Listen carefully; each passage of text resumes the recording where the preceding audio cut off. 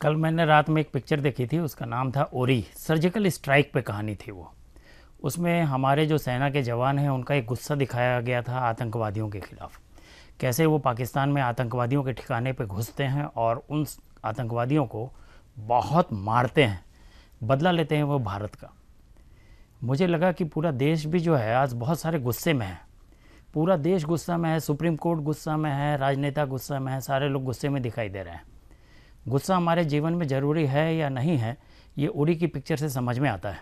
उरी की पिक्चर में जो दिखाया गया है वो उसमें गुस्सा जायज़ दिखता है, और मुझे वो गुस्सा भी जायज़ दिखता था जब मैं बच्चा था। मेरे पिता मेरे पे गुस्सा करते थे और मैं उन पे गुस्सा तब करता था जब मैं थोड़ा समझदार हो गया था।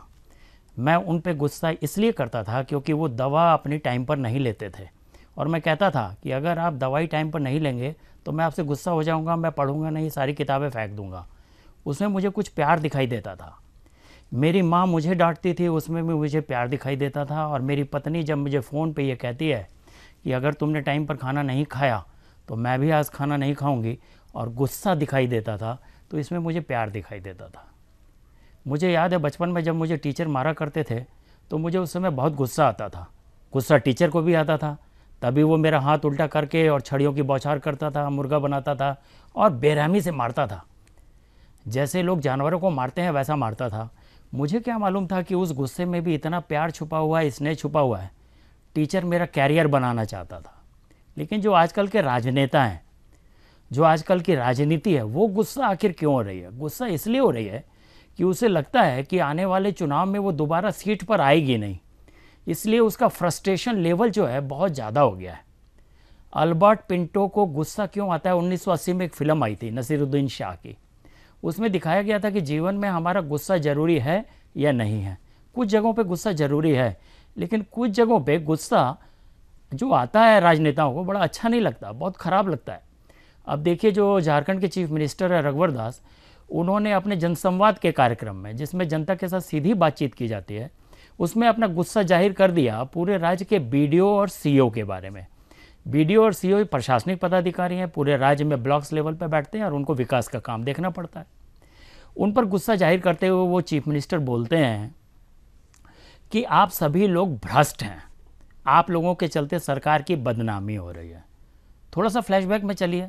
यही चीफ मिनिस्टर रघुवर दास ने राज्य के स्थापना दिवस के मौके पर 70,000 से ज़्यादा पारा टीचर्स को गुंडा बता दिया। बहुत गुस्से में थे वो, उस दिन बहुत गुस्से में थे। उनको लग रहा था कि ये शिक्षक नहीं है, गुंडे हैं। उस समय भी हमने एक सवाल उठाया था कि अगर शिक्षक गुंडा है तो फिर जो पाठशालाएं चल रही हैं पूरे स्टेट में बच्चों के भविष्य को बनाने के लिए, तो वहाँ टीचर तो पढ़ा नहीं रहे, गुंडे पढ़ा रहे हैं।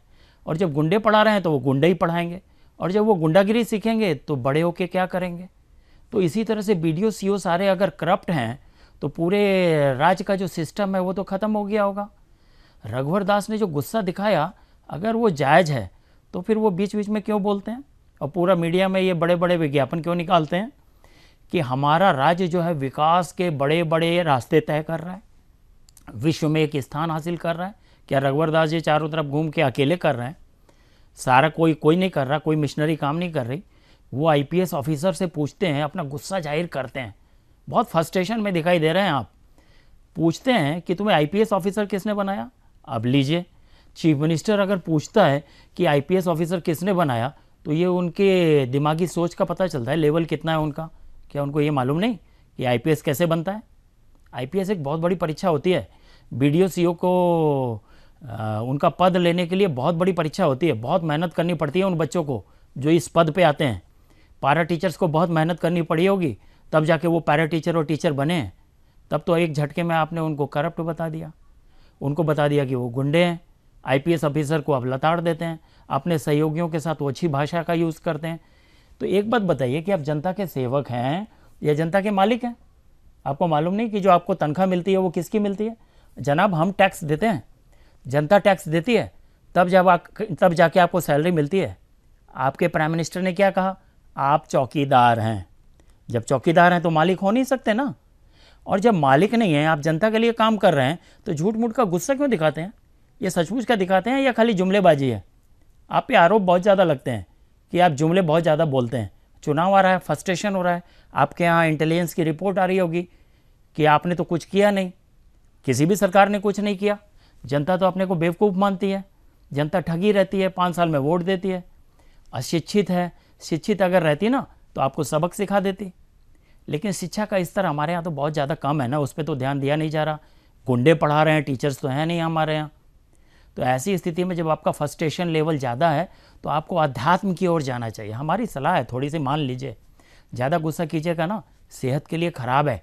अगल बगल का जो एटमॉस्फेयर है, वातावरण है ना, वो बहुत पॉल्यूटेड हो जाएगा। सारे प्रशासनिक पदाधिकारी खिलाफ हो गए हैं आपके, पूरे राज्य में विकास का काम ठप हो गया है। ये गुस्सा अच्छा नहीं लगता।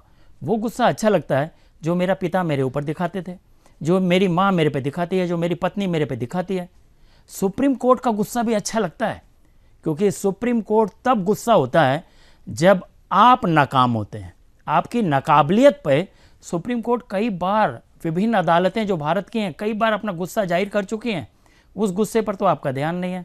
फ्रस्ट्रेशन में जो गुस्सा आप दिखा रहे हैं वो किसका नुकसान कर रहे हैं? जनाब, आप अपना नुकसान तो कर ही रहे हैं, उससे ज़्यादा हमारे देश का नुकसान कर रहे हैं, क्योंकि आपको कस्टोडियन रखा गया है। आप मालिक नहीं हैं, आप तानाशाह नहीं हैं, आप लोकतंत्र में सेवक हैं, जिसको जनता चुन के भेजती है। जनता के लिए काम कर रहे हैं। अगर सारे करप्ट हैं तो निकाल के बाहर कर दीजिए, रखे हुए क्यों हैं? और जब उनका सिलेक्शन हुआ तो ये देखा नहीं आपने कि क्या वो गुंडे थे, क्या वो करप्ट थे, भ्रष्टाचारी थे? हम मानते हैं कि कुछ ऑफिसर्स करप्ट हैं, लेकिन आपको एक बात और बता दें कि जो आपके पार्टी के कार्यकर्ता हैं ना, ब्लॉक लेवल पे, पंचायत लेवल पे, जिले लेवल पे, वो क्या कर रहे हैं? वो भी गुस्सा तब दिखाते हैं जब उनको ये नहीं मिलता, जब उनका मतलब नहीं सधता। बहुत सारी चीज़ें हैं, स्वार्थ की राजनीति चल रही है। ईमानदारी से काम कीजिए, पूरे राज्य को आगे बढ़ाइए, अपने गुस्से को कम कीजिए, धार्मिक क्षेत्रों में जाइए, साधु संतों का सहारा लीजिए, तब थोड़ा गुस्सा कम होगा ना, तो दिमाग शांत रहेगा, आप राज्य को विकास की ओर ले जाएंगे। बस आज इतना ही, कल फिर मिलेंगे।